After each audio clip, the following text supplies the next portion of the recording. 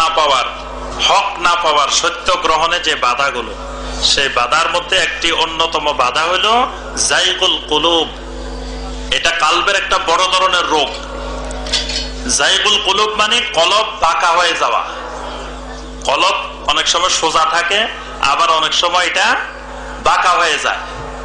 এই কালবের বক্রতা, এটা বিশাল একটা রোগ। এই রোগ যার হয়েছে সেই লোক দেখবেন যে সোজা কথা বলবে না।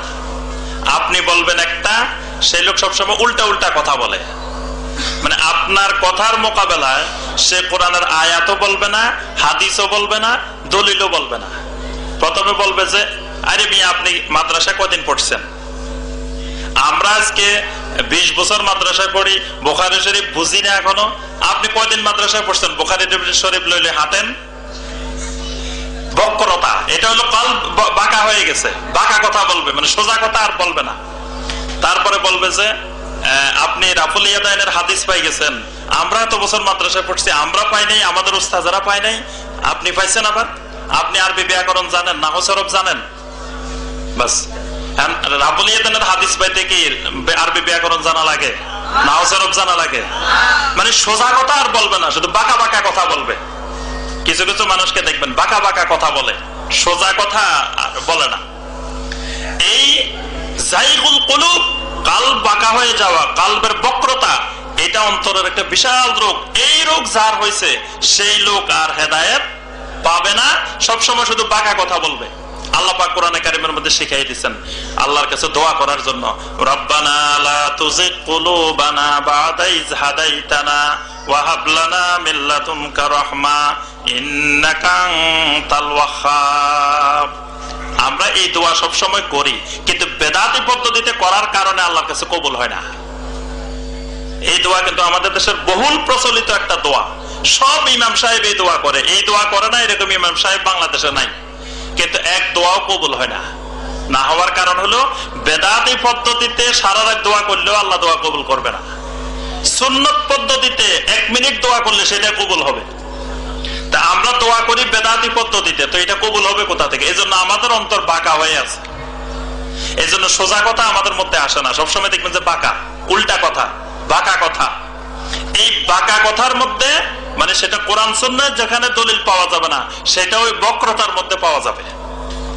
আরেকটি জিনিস যেটা হেদায়েত না পাওয়ার প্রতিবন্ধক, সেটা হলো সাহিবু বিদআ আহবার ওয়ার রুহবান।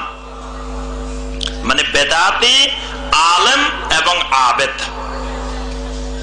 ওলামায়ে কেরামদের মধ্য থেকে অনেক ওলামায়ে কেরাম বেদাতকে পছন্দ করেন, বেদাতকে ভালোবাসেন।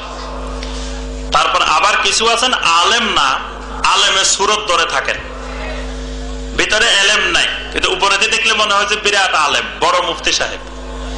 এই দুইটার একটাকে বলা হয় আহবার, একটাকে বলা হয় রুহবান।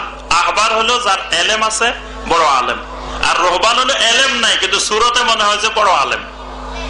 আল্লাহ পাক সূরা আত-তাওবার 34 নম্বর আয়াতে আল্লাহ পাক বলছেন, ইয়া আইয়ুহাল্লাযীনা আমানু ইন্না কাসীরাম মিনাল আহবারি ওয়ার রুহবানি লা ইয়াকুলুনা আমওয়ালান নাসি বিল বাতিল ওয়া ইয়াসুদ্দুনা আন সাবিলিল্লাহ। আল্লাহ পাক বলেন, হে ঈমানদারগণ, তোমাদের মধ্যে অধিকাংশ আহবার এবং রুহবান, সবাই না, আল্লাহ পাক বলেন অধিকাংশ। তাহলে কিছু বাদ আছে, কিছু আহবার রুহবানের মধ্যে এই দোষটা নাই, কিন্তু অধিকাংশের মধ্যে আছে। সেটা কি? আহবার মানে বড় বড় আলেম কিন্তু বেদাতি আলেম, আর রুহবান মানে আলেম না আবেদ কিন্তু বেদাতি, সাহিব বেদাত। এই দুই গ্রুপ কি করে? প্রথম গ্রুপে যেটা করে সেটা হলো লা ইয়াকুলুনা আমওয়ালান নাসি বিল বাতিল, বাতিল পদ্ধতিতে মানুষের সম্পদ ভক্ষণ করে, বাতিল পদ্ধতিতে মানুষের সম্পদ খায়। বাতিল পদ্ধতি কি?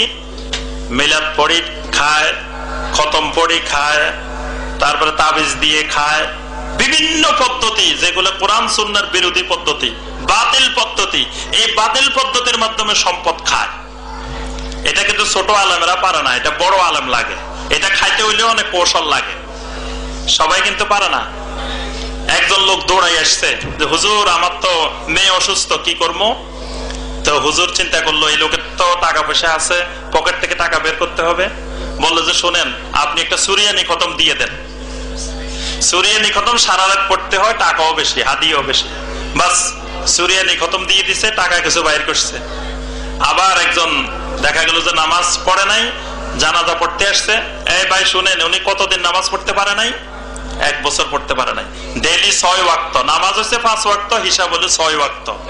6 ওয়াক্ত ডেইলি 1 ওয়াক্তের জন্য এত টাকা, বাস তার 1,00,000 টাকা কাপ্পারা, বাস কাপ্পারা খাওয়ার বড় বুদ্ধি।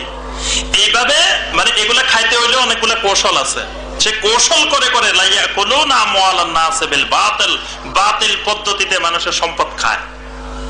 এরা কিন্তু হেদায়েতের জন্য বড় প্রতিবন্ধক। কারণ সে যদি দেখে যে আপনি তার এই খাওয়ার রাস্তায় আপনি প্রতিবন্ধকতা তৈরি করতেছেন, আপনি তার খতমে বাধা দিচ্ছেন, তার মিলাদে বাধা দিচ্ছেন, তার বিভিন্ন ইনকামের রাস্তায় আপনি বাধা দিচ্ছেন, তখন সে আপনার কোরআন হাদিসে যতই থাকুক সেটা অ্যাকসেপ্ট না করে আপনার বিরোধিতা করবে। আমি আমার এলাকায় ওয়াজ করতে গেলে তো মসজিদের ইমাম সাহেবেরা বলে কি যে ইমাম ভাই আপনি সব বিষয়ে ওয়াজ করিয়েন, এইগুলো একটু বলিয়েন না। কারণ হলো এগুলো বললে আমাদের ইনকামটা চলে যাবে। আপনারা তো ঢাকা শহরে আছেন, আপনাদের আলহামদুলিল্লাহ টাকা পয়সা আছে, আমরা গরিব মানুষ, কিছু নাই, এগুলা করি কোন রকম খাই গ্রামে। তা আপনি যদি এগুলা বলে দেন তো মানুষ তো আর মিলাদও পড়াবে না, খতমও পড়াবে না, আমাদের টোটাল ইনকামে বন্ধ। তাহলে হক পাওয়ার জন্য এই সাহেব বেদাত, বেদাতি ওলামায়ে কেরাম বড় অন্তরা। এটা আল্লাহ পাক বলছেন সূরা তাওবা 34 নম্বর আয়াত। আর ওই যে আরেক গ্রুপ বলছেন না রহবান, রহবানেরা কি করে? ওয়ায়াসুদ্দুনা আন সাবিলিল্লাহ। এগুলোর কাছে এলেমও নাই, কিচ্ছু নাই, কিন্তু চেহারা সুরতে মনে হয় যে বিশাল দরবেশ। এগুলোর কাজ হলো ওয়ায়াসুদ্দুনা আন সাবিলিল্লাহ, এগুলো ঘুরে ঘুরে মানুষকে আল্লাহর রাস্তায় প্রতিবন্ধকতা তৈরি করে।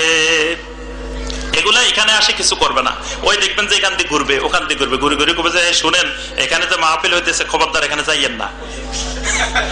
এখানে রাস্তা রাস্তায় ঘুরবো, ঘুরে ঘুরে করবো কি যে শুনেন এখানে যে মাহফিল হইতেছে এখানে যাইয়েন না, এখানে তো আমাদের কোনো ওইরকম আমাদের আকাবেরদের, আমাদের সিলসিলার, আমাদের দলের কোনো মুক্তি আসে নাই, খবরদার মাহফিলে যাইয়েন না। আল্লাহ পাক বলেন ওয়ায়াসুদ্দুনা আন সাবিলিল্লাহ। এদের কাছে ভিতরে কোনো এলেম নাই, চেহারা সুরতে ইসলামের লেবাস ধরে, এইগুলা আল্লাহর রাস্তায় মানুষদেরকে প্রতিবন্ধকতা তৈরি করে।